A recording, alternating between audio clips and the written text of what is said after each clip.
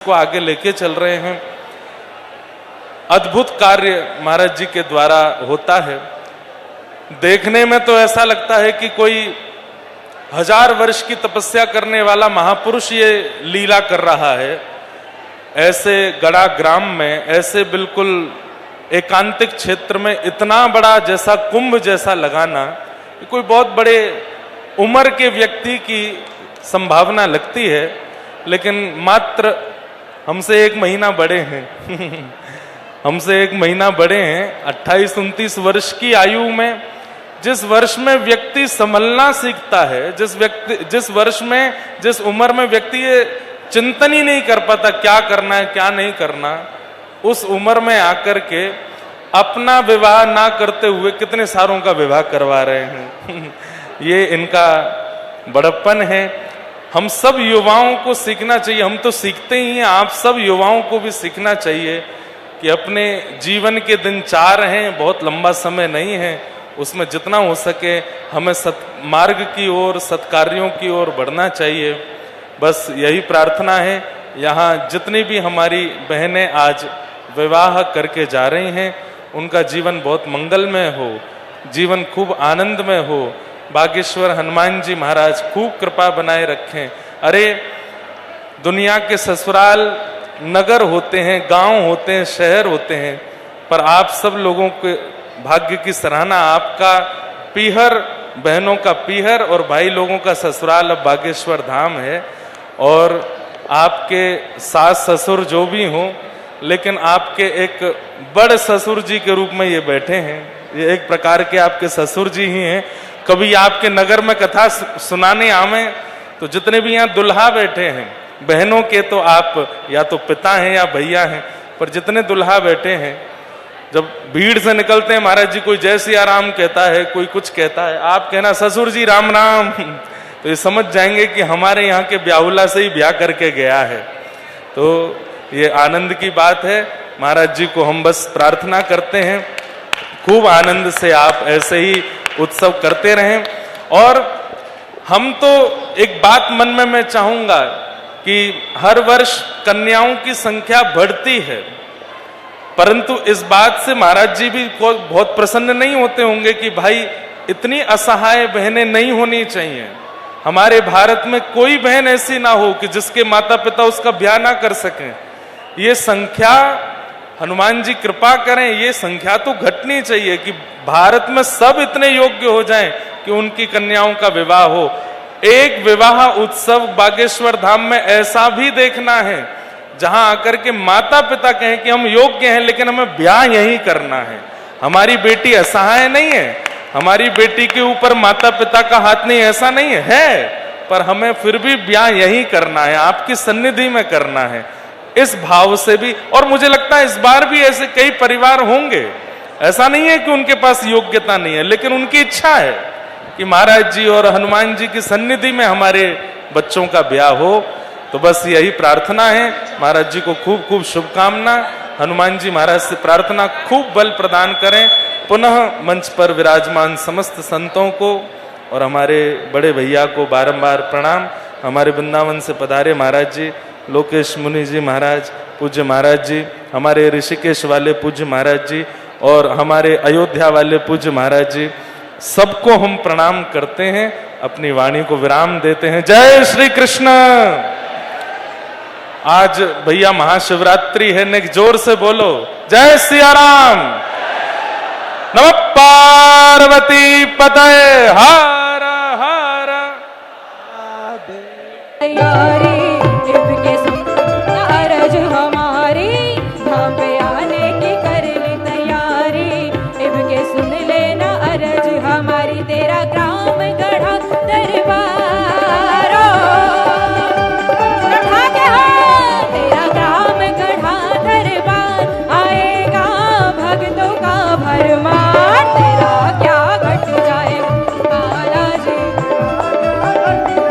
ओ मेरे बाबा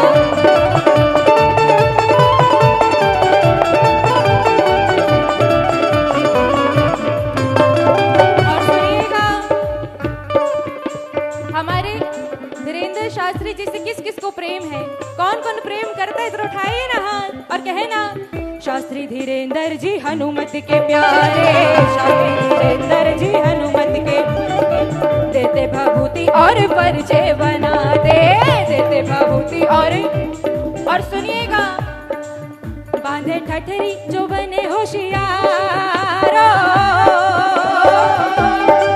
बांधे ठठरी जो बने होशियार, हमारे ऐसे हैं सरकार, हट जाएगा बालाजी तेरा भाग्य है, तेरा क्या जाएगा बालाजी तेरा क्या।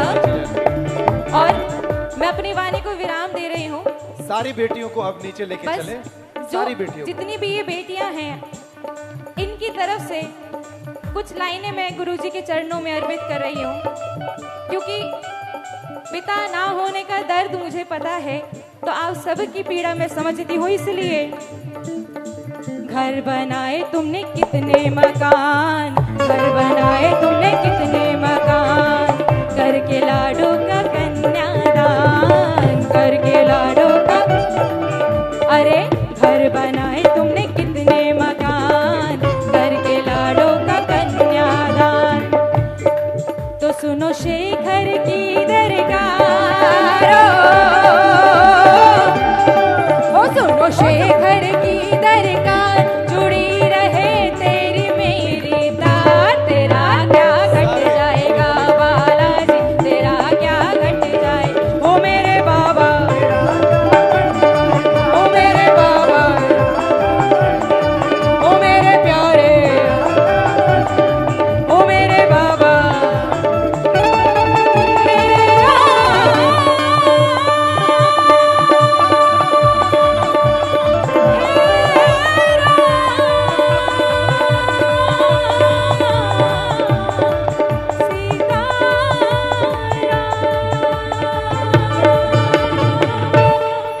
बहुत धन्यवाद।